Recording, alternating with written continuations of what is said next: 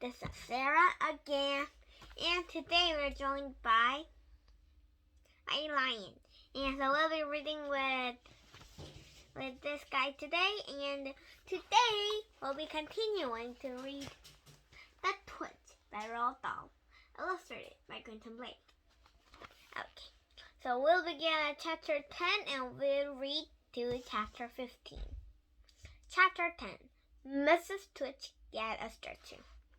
Mr. Twitt led Mrs. Twitt outdoors, where he had everything ready for the great stretching. He had 100 balloons and a lot of string. He had a glass cylinder for filling the balloons. Wait a minute. Hey, did we read that? Wait a minute. Oh, yeah. I don't actually know, so I'll keep on reading. But if you think we read this part and the video we filmed yesterday, you can skip this part, or what's even more good for you is to read this book and review. Okay. He had fixed an iron ring to the ground. Stand here, he said, pointing to the iron ring. He then tied Mrs. Twitch's ankles to the iron ring. When that was done, he began filling the balloons with gas.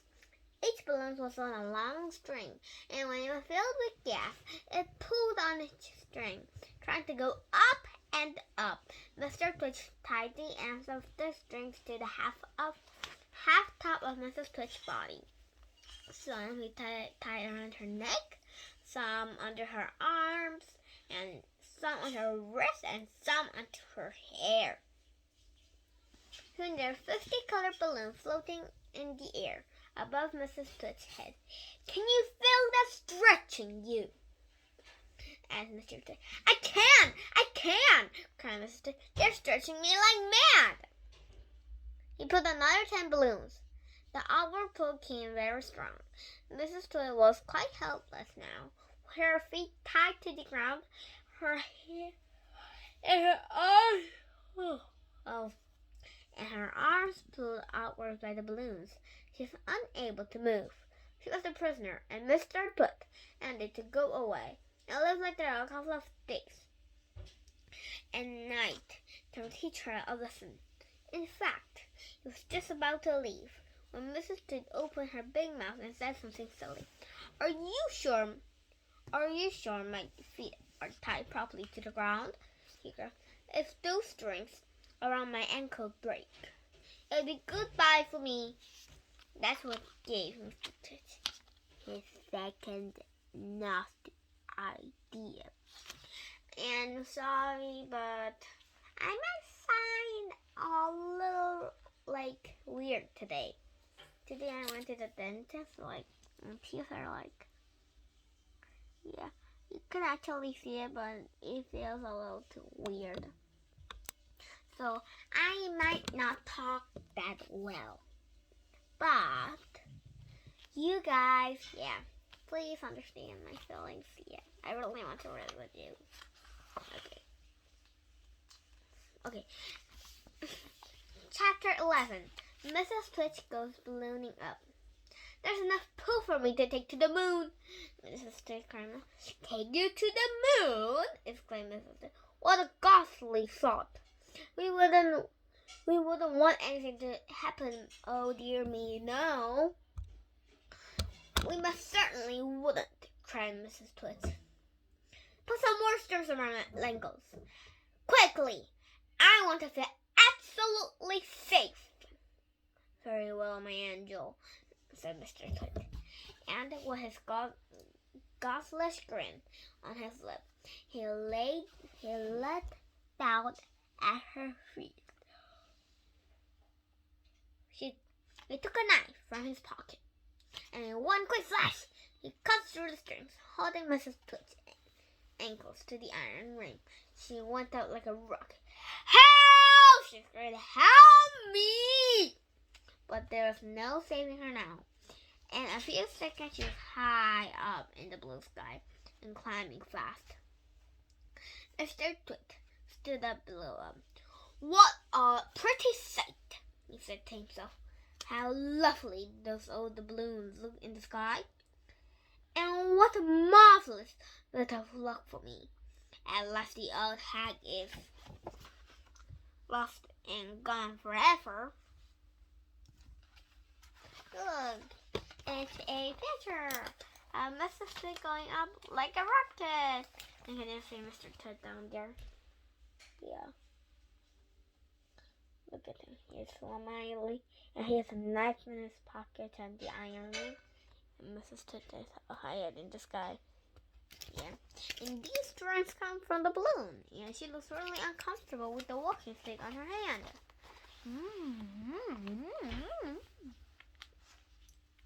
Yeah. So, yeah, let's begin.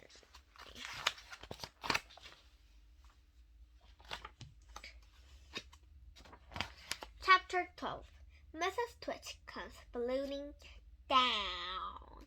Mrs. Twitch may be ugly, and she may be beastly, but she was not stupid. High up there in the sky, she had a bright idea. "If I can get rid of some of these balloons," she said to herself, "I'll stop going up and start coming down." She began biting through the strings that held the balloons to her wrists and arms and necks and hair.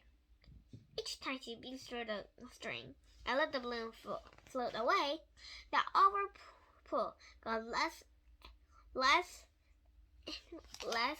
and her rate of gliding slowed down. While she had been on 20 strings, he stopped going altogether. He stayed in the air. She beat through one more string. Very, very slowly, she began to float downwards. It was a calm day. There was no wind at all. And because of this, Mrs. Twit has gone absolutely straight up. Now she began to come absolutely straight down. As she floated gently down, Mrs. Twit's petticoat billowed like our parrot, showing her long knickers. It was a grand sight on a glorious day, and thousands of birds came flying from miles to stare at the extremely old woman in the sky. It's another photo of Mrs. Twit. Yeah, biting through the strings. And from the first video too, you guys might be wondering why did you stop Julie B. Jones? Why are you reading the Twitch? The reason why is that I know that you guys don't really like studying, because I'm a kid too, and I really, really hate studying. And also, if you read a book, it's kind of really boring if you don't have photos. Yesterday I was reading a book, and it didn't have any photos at all, and so I fell asleep. Yeah, so I picked a book with many photos, and it is the Roald Dahl books. And I'm reading this one because I learned this at my academy, and I need to know the story too. And so talking with you guys helps me improve, and it also makes you fun. That's why I'm reading this. Chapter 12. Mrs. Twit comes ballooning down. Mrs. Twit may have been ugly, and she may been beastly, but she wasn't. Oh, we read that.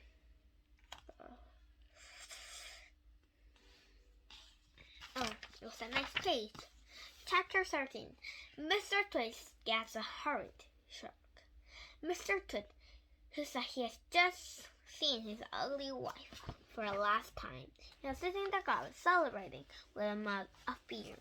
Suddenly, Mrs. Twit came floating down, and when she was about the height of the house of Mr. Twit, she suddenly called out the top of the Here I come, you grizzled grunion, you rotten old turnip, you filthy frumpet! Mr. Twit jumped as so that he had been stung by a giant wasp. He dropped his spear. He looked up. He gasped. He gargled. A few choking sounds came out of the "Ah!" he shouted. "Ah! I'll get you for this!" shouted Mrs. Twit. She was floating right on top of him. She was purplely red and slashing the air with her long walking stick, which she had somehow managed to hang in all the time. "I'll swish you like a swaddle. I'll swish you like a swaddle," she said. "I'll flash you like a swizzle. I'll gnash you like a knuckle. I'll nosh you like a navel." And before Mr. Twit had time to run away, this bundle of balloons and petticoats and very furry landed right on top of him, lashing with the stick and cracking him all over his body. And here's the secret, but let's read until chapter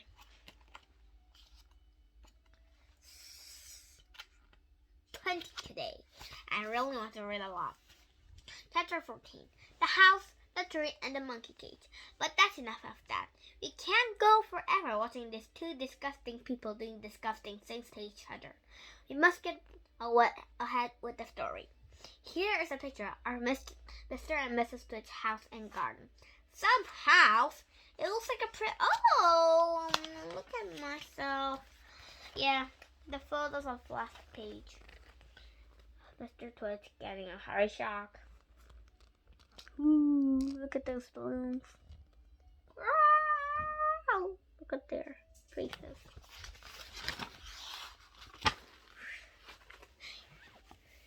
It looks like a prison. There's not a window anywhere. What windows? Mr. Twit said when he was building it. He wants Tom, Dick, and Harry peeping in to see what you were doing. It didn't occur Mr. Twit that the windows are mainly looking for out of, not for looking into. Look at this. It's a picture of the garden and the house. This will be the house. And this will be the garden. And there's a big tree over here.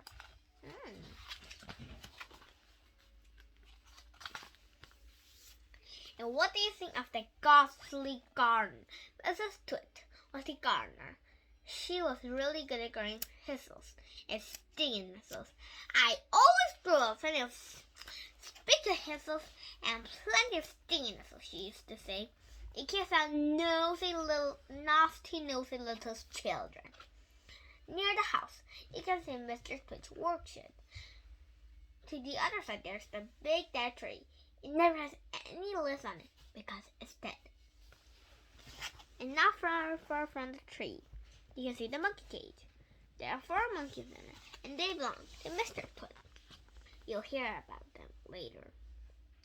Chapter 15. Hog-tied sticky glue. Once a week, on Wednesdays, the Twits have bird pie for supper. Mr. Twit caught the birds, and Mrs. Twit cooked them. Mr. Twit was good at catching birds. On one day before bird pie day, he put out a ladder against a big dead tree and climbed into the bushes with a bucket of glue and a paintbrush. The glue was something called Hog-tight and stickier than any other glue in the world. He would paint it against the top of the branches, then go away. As the sun went down, the birds would fly all around to the roost, to roost for the night in the big dead tree. I don't know, poor things, that the branches are smeared with Hog-tight. Some more photos. There's Mrs. Twit in the garden, and Mr. Twit putting Hog-tight on the branches.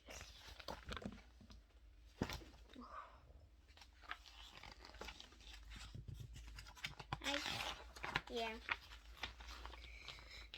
The moment they landed on the branch, their feet stuck.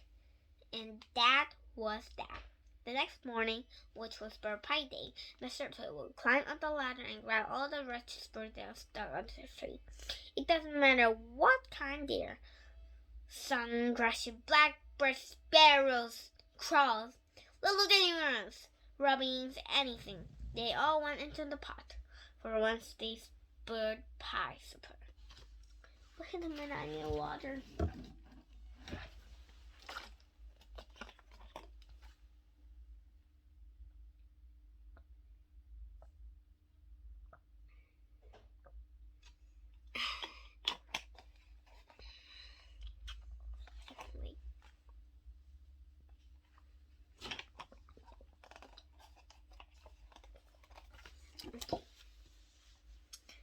And this is a picture of the birds stuck with the hog tie.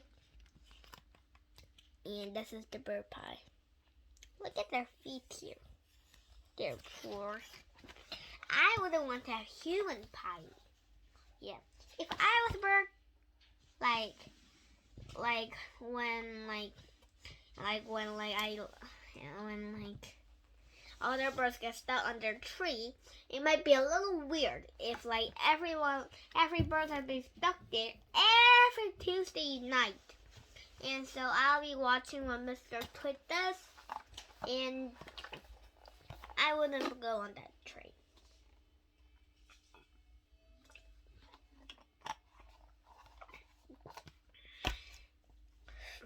Okay, we must get along. Chapter 16. 4 sticky little boys. One Tuesday evening, after Mr. Twitts had been off the ladder and smeared the dirt with hog tie, 4 little boys climbed into the garden to look at the monkeys. They didn't care about the thrushes and stinging nettles, knowing there were monkeys to look at. After a while, they got tired of looking at the monkeys, so they flew further into the garden and found the ladder leaning against a big dead tree. They decided to climb it just for fun. There's nothing wrong with that. The next morning, when Mr. Toad went out to collect birds, he found 4 miserable little boys sitting on the tree, stuck as tight as could be by the seat of their pants to the branches. There was no birds. The presence of the boys had scared them away. Mr. Twitts was furious, as there will be no bird from a pie today, he said. There will have to be boys instead. I don't know what moment this is, but it's Mr. Twitts with hog tie in his hand. He must have a lot of hog tie. Oh no, and we ran out of time. Yeah, we're just going to read along to this chapter now. He started to climb the ladder. Boy pie might be better than bird pie, he went on. More meat and not so many tiny little bones. The boys were terrified. He's going to boil us, cried one of them. He's going to stew us alive. And wait a second one. He's going to cook us with carrots, cried the third one. But the fourth little boy, who had more sense than the others, whispered, Listen, I have an idea. We are only stuck by the seat of our pants. So quick, up under the pants and slip out of them and fall to the ground. Mr. Twitts, however, stood top of the ladder and was just about to make a grab for the nearest boy when they all trembled out of the train and ran home with their naked bottoms winking at the sun. This is a picture of Mr. Twitts climbing the ladder, and the boys were really surprised at their bird. And look at this. Look at their pants. And Mr. Twitts is like, oh no, my bird, the maple pie. And look at them. Look at their butt. Look at that. They're running with their naked butt.